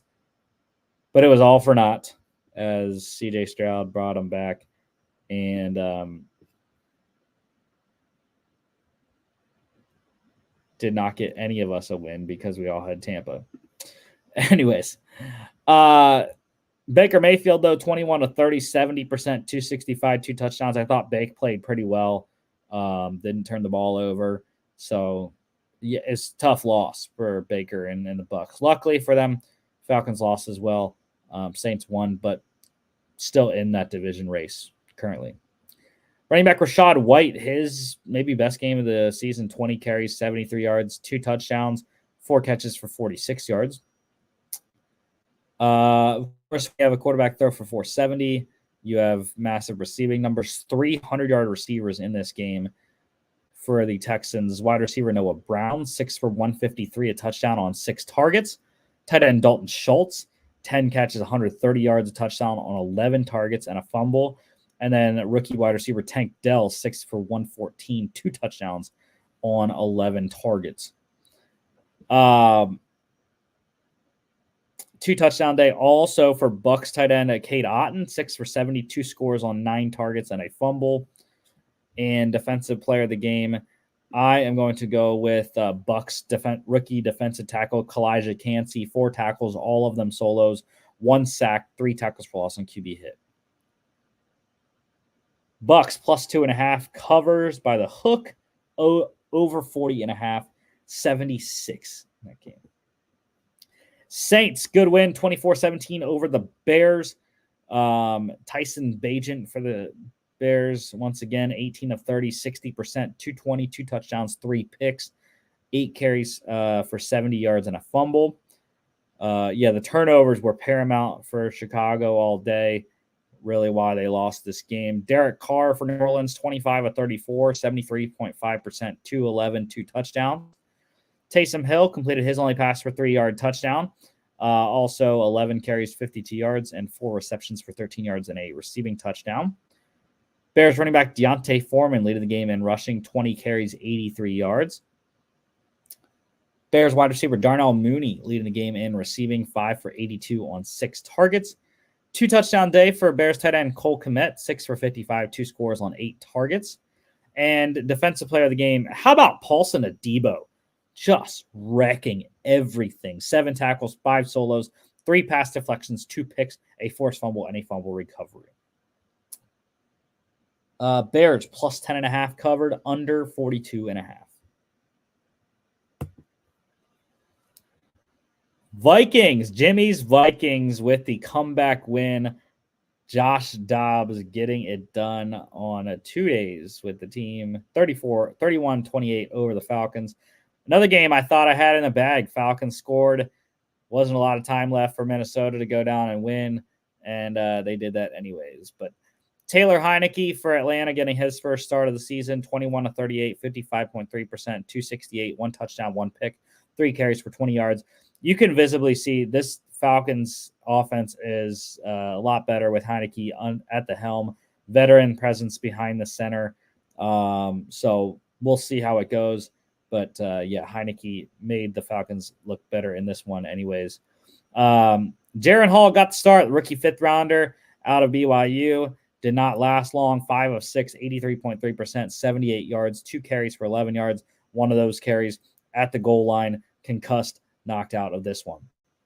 Joshua Dobbs, like I said, just acquired from Arizona at the trade deadline, 20 of 30, 66.7%, 158, 2 touchdowns, 7 carries, 66 yards, a rushing score, and 2 fumbles. Falcons running back Bijan Robinson leading the game in rushing outside of Dobbs, 11 carries, 51 yards, a fumble, 2 catches for 8 yards. Falcons tight end Jonnu Smith, 100-yard day, 5 catches, 100 yards, a touchdown, and on 6 targets on my bench, of course. Vikings tight end TJ Hawkinson, big target day for him, 7 for 69 on 12 targets. And then defensively, I got to go. The top 2 guys have equal statistics. So Vikings linebacker Jordan Hicks, 11 tackles, 9 solos, 1 sack, 2 tackles for loss, 1 pass deflection, QB hit. And Falcons linebacker Nate Landman, 10 tackles, 5 solos, 1 sack, 2 tackles for loss, 1 pass deflection, and 1 QB hit. And of course, it's an hour and a half in, and we have reached the Rusty stream freeze part of the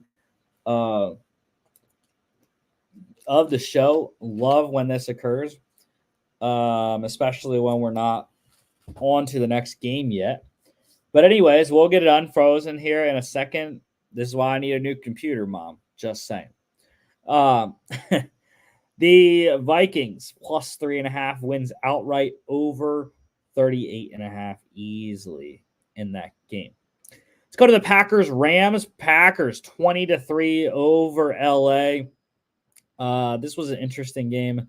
Jimmy and I were at a disadvantage. This is another instance of quarterback injury really hurting us in a game here. But, we did not expect Brett Rippon to be the starter. But it's okay. It's okay. We'll take our lumps like we have to when these kind of things occur. Again, we all thought Stafford, him and I thought Stafford was probably going to play with how tough Stafford is. But he didn't. Brett Rippon did, and the Rams lost big. Jordan Love, 20 of 26, 76.9%, 228, 1 touchdown, no turnovers, no interceptions for the first time in a couple weeks for Love there. Maybe a good sign for Green Bay. Brett Rippon had no time for one. The Packers pass rush, Rashawn Gary and crew were just wrecking up front.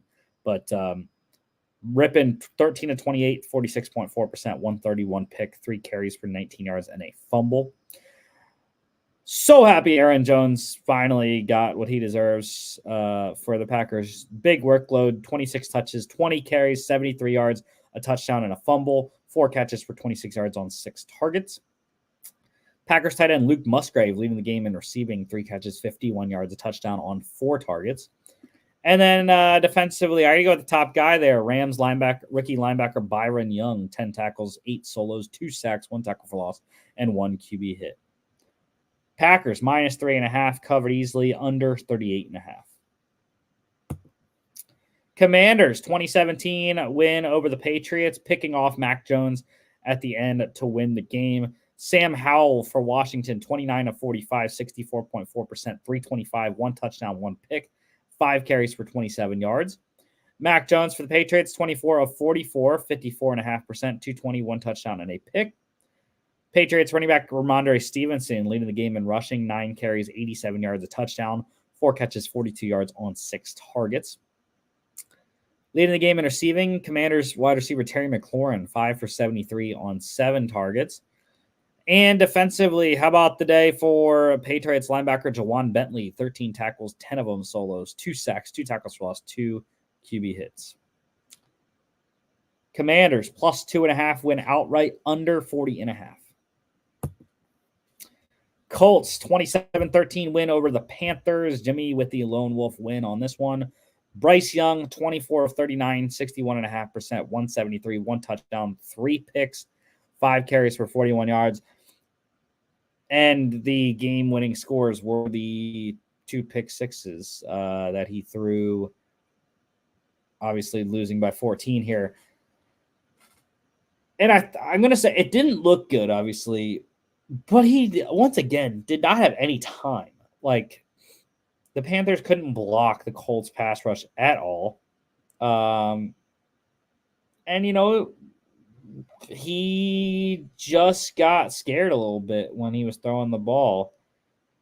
So it's tough, but these are the kind of things they have to go through sometimes with a rookie quarterback starting from day one. So it's okay. He's going to be good. I still have belief in Bryce Young. Do I believe in Frank Reich? Maybe.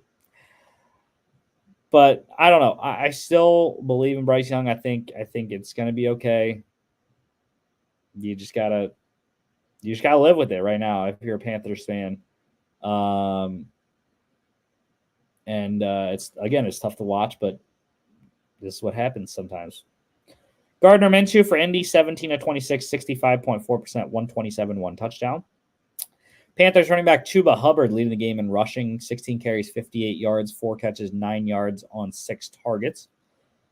Colts wide receiver Michael Pittman Jr. leading the game in receiving, 8 for 64 on 8 targets. And defensively, of course, have to go with the guy that won the game, Colts corner Kenny Moore II, 8 tackles, 7 solos, 2 pass deflections, and 2 pick sixes, 49 and 66 yards. Colts plus 1.5 wins outright under 45.5.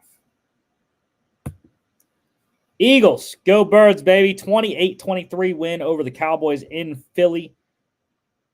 Gave me many heart attacks during this game, but ultimately got the win. 2.5 games up on Dallas for the division right now, making feel better going into the bye week with the best record in the NFL.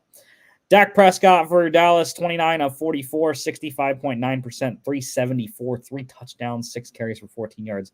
That's rough to lose with that kind of stat line. But that's the Cowboys. Jalen Hurts, 17 of 23, 73.9%, 207, 2 touchdowns, 10 carries, 36 yards, and a rushing score.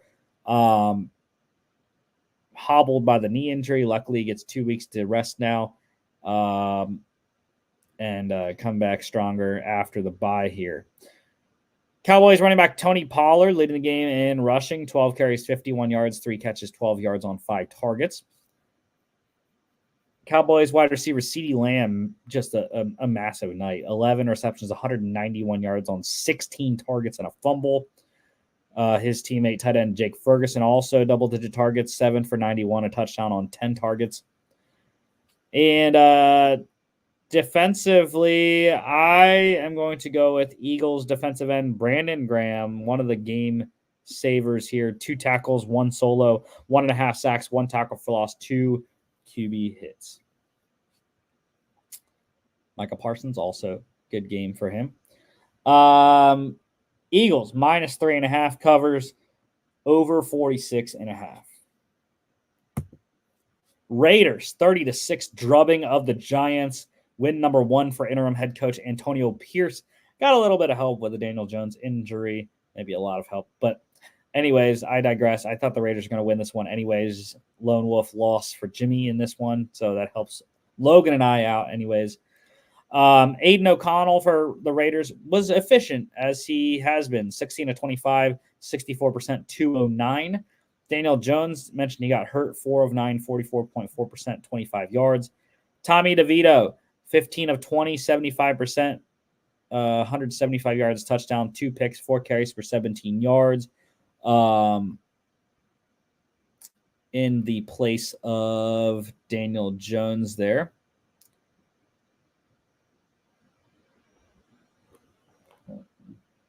Running back Josh Jacobs for the Raiders leading the game in rushing, 26 carries, 98 yards, 2 touchdowns. Giants wide receiver Darius Slayton leading the game in receiving, 4 catches, 59 yards on 7 targets. 17-yard rushing touchdown for Raiders wide receiver Jacoby Myers to go along with 2 catches, 38 yards on 5 targets. And defensively, massive day for Raiders defensive end Max Crosby, unblockable, 8 tackles, 6 solos, 3 sacks, 3 tackles for loss, 3 QB hits. Raiders minus 1.5 cover easily, under 37.5 by 1.5. Sunday Night Football, big-time matchup between the Bengals and Bills. Bengals getting it done in Cincinnati, 24-18. Hubbaloo about Damar Hamlin at the beginning of this game and throughout, but again, I understand. It's just tough to think about it again when he's not on the field. He's inactive, was there, but again, it's tough. Anyways, Joe Burrow was fantastic. 31 of 44, 70.5%, 348, 2 touchdowns. Bills quarterback Josh Allen, 26 of 38, 68.4%, 258, 1 touchdown, 1 pick, 8 carries, 44 yards, and a rushing score. And it's tough. Buffalo is devastated by injuries right now. Damar Hamlin probably will play a lot in the next couple weeks anyways. Bills have a late bye, I believe week 13. So they still have a couple weeks to go. But yeah, they're going to need Damar Hamlin, I think, because Jordan Poyer got dinged up, as did Micah Hyde, as did Terrell Bernard, the linebacker. I mean, they are just getting roasted on defense in the injury department currently. So it's tough. Bengals running back Joe Mixon, outside of leading the game in rushing outside of Allen there, 14 carries, 37 yards, a touchdown, 5 catches, 31 yards on 6 targets. T. Higgins leading the game in receiving, 100-yard night for the Bengals wideout, 8 catches, 110 yards on 9 targets. Double-digit target night for the rookie tight end Dalton Kincaid. Buffalo tight end having 10 catches, 81 yards on 11 targets and a fumble. Big tight end night regardless. To go along with the Bengals as well. Sample and Smith both catching touchdowns from Burrow. And defensively, I got to go with Bills corner Dane Jackson, 3 tackles, all of them solos, 3 pass deflections. He was everywhere, and he was manning up Jamar Chase most of the night, making him ineffective, and Higgins really benefited a lot from that.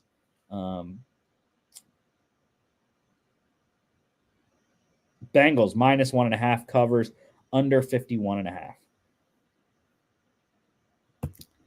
Monday Night Football, the Chargers rolling the Jets 27-6 at MetLife. Zach Wilson, 33 of 49, 67.3%, 263, 2 fumbles. Chargers quarterback Justin Herbert, 16 of 30, 53.3%, 136, 3 carries for 17 yards. Luckily, I had Austin Eckler in fantasy scoring twice. Otherwise, I might not have won, needing only 12 points to win. But Breece Hall led the game in rushing for the Jets, 16 carries, 50 yards, 4 catches for 10 yards. Austin Eckler, like I mentioned, 2 touchdown night, 14 carries, 47 yards, 2 scores, 2 receptions, 23 yards on 7 targets. Jets wide receiver Garrett Wilson leading the game in receiving, 7 for 80 on 13 targets and a fumble. And a whole host of defensive performances. This is crazy. Chargers had 6 sacks. Jets had 5. There's like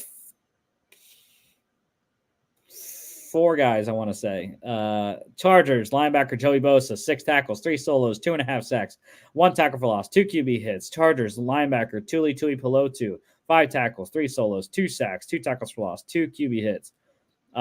Jets, linebacker Bryce Huff, 3 tackles, 1 solo, 1.5 sacks, 1 tackle for loss, 4 QB hits, and then Jets defensive end John Franklin Myers, 2 tackles, 1 solo, 1 sack, 1 tackle for loss, 3 pass deflections, 3 QB hits. Chargers minus 3.5, covered easily under 41.5. Let's get to the news here. XFL news, the USFL XFL merger. Expected to announce the 12 teams that will be in the league next season. So wait for that. See if that comes out this week. Hopefully we'll have some news for it on Friday. College football news. There's actually a lot for once. Michigan head coach Jim Harbaugh likely to be suspended. Most likely scenario is that he is suspended by the Big Ten. Now, the remedies that the Big Ten has under its sportsmanship policy are, of course, this is the unrevised version that occurred. The revision occurred in 2019. So this is prior to that, but would think that most of these are still standing. A reprimand warning against committing a violation again, probation for a specified period of time, suspension for a period of time, contact may be denied to any prospective athletes, so recruiting limitations there. An offending university may be barred from scheduling contests with other Big Ten schools. A school may be barred from having games televised under a conference television agreement, and a school could be denied all or some conference income from TV or bowl revenue. That is just the school reprimands. That is not including the individual reprimands that the conference could lay down on head coach Jim Harbaugh. The maximum sentence, $10,000 fine, 2-game suspension. Anything above that would have to go to the committee, the sportsmanship committee, I believe it's called, for the Big Ten Conference. If that were to occur, they would have to vote on it. Who knows how quick they could get a vote. I do think it's coming. There's more and more coming out.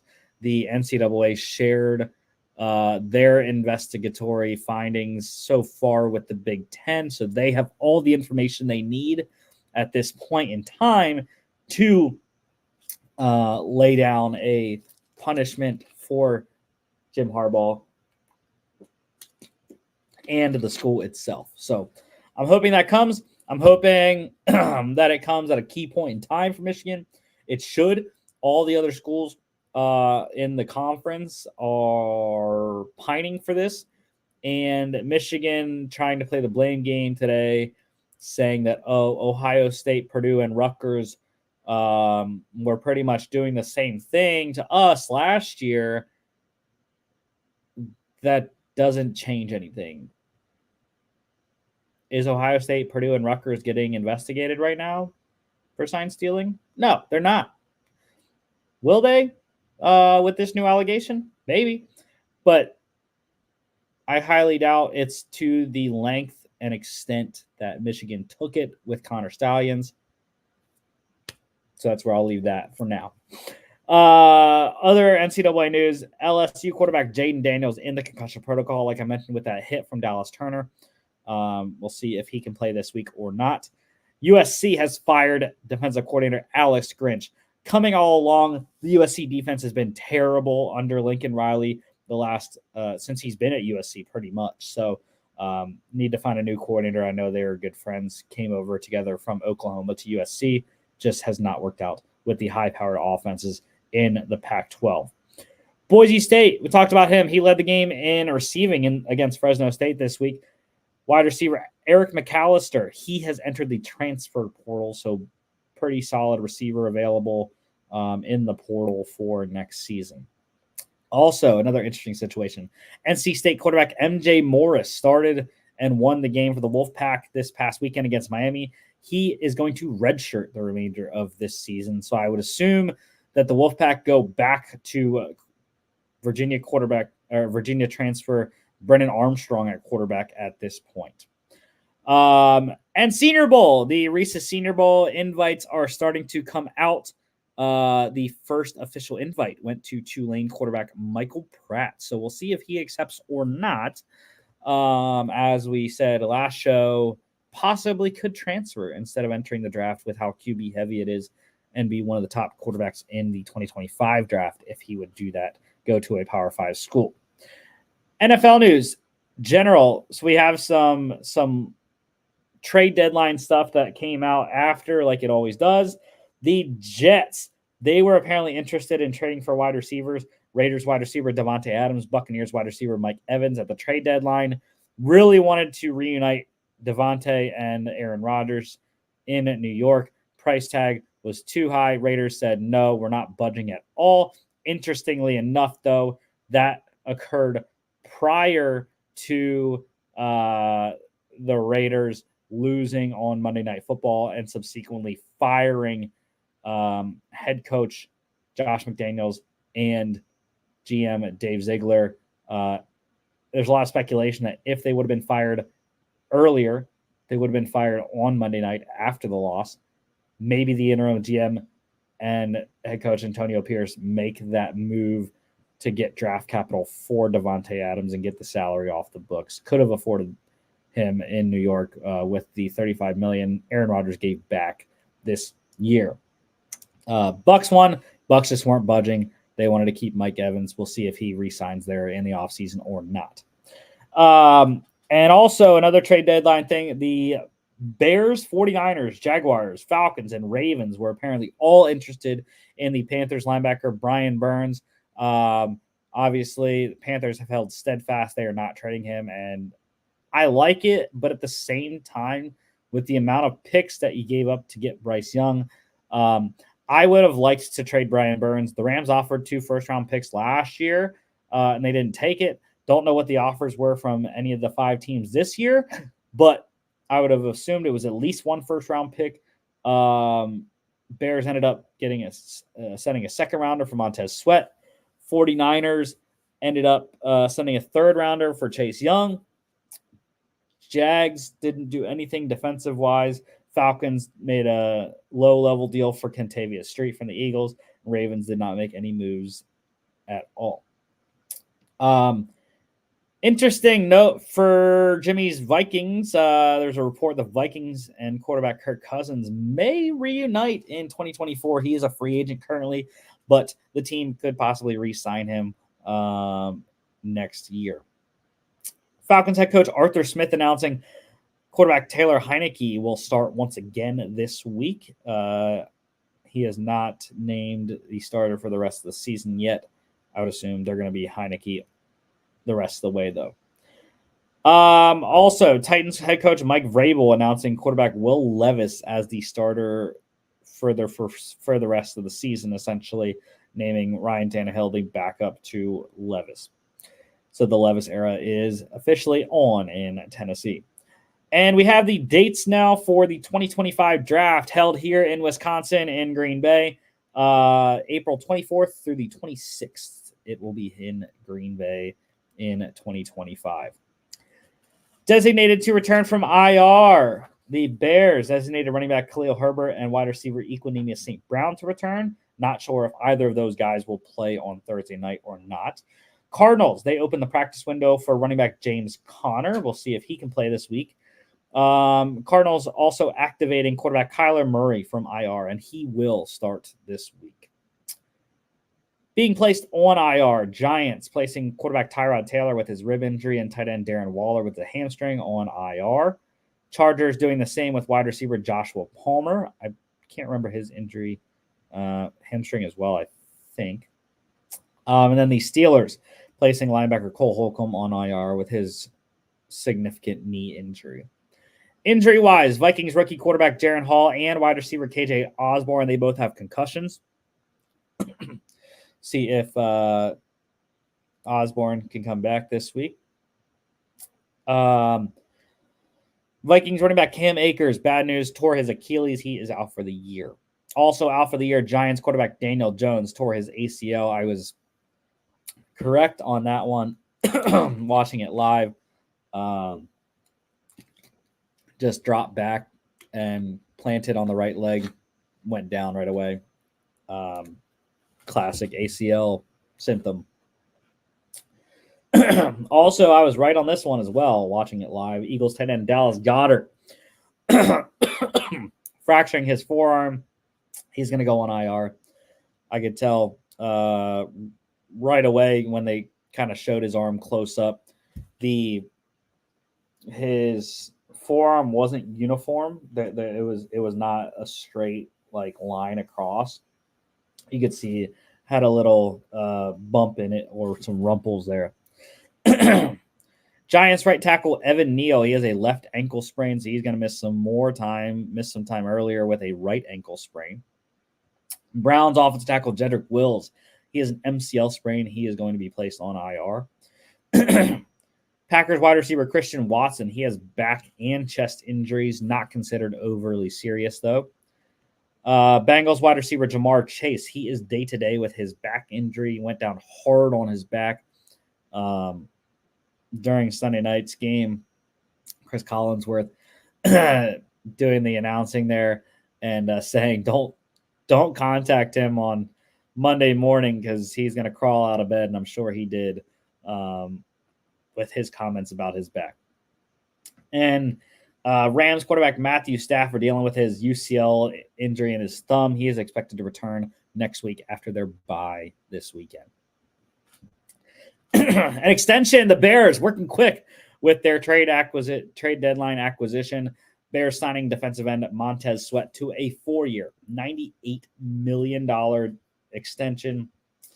$72.8 million guaranteed. That gets two cha-chings because that's a chunk of change, y'all.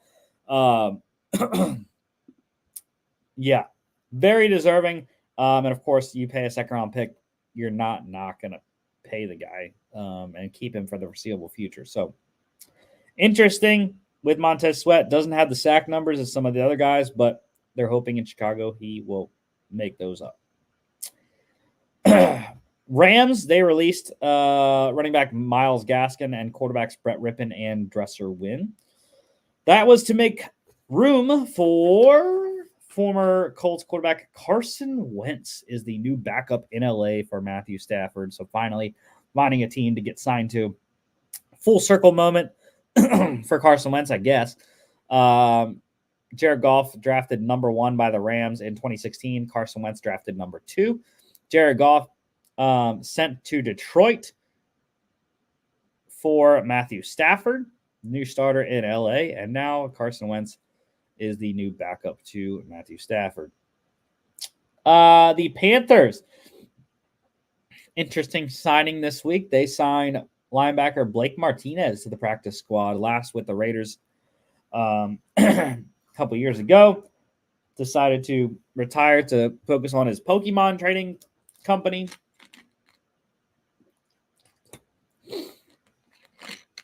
Ended up having some issues with that, legal-wise, and is now back to playing football. And the Panthers need it. They need some help at linebacker. We'll see if he can get playing by Thursday or not. He knows the system was under Ejiro Evero,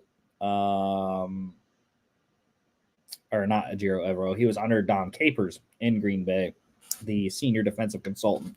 And Ejiro Evero is a constituent of Capers' system.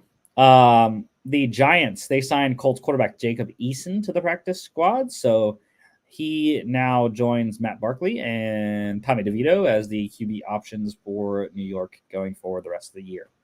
And the Cowboys, interesting signing for them. They signed former Raiders wide receiver Martavis Bryant. Hasn't played, I believe, since 2019 or something like that. Has been suspended indefinitely. And finally reinstated, and Cowboys kicking the tires. See what the receiver has here. And one workout, the Colts, Josh Downs dealing with a knee injury, the rookie wide receiver there. They worked out wide receiver Sammy Watkins.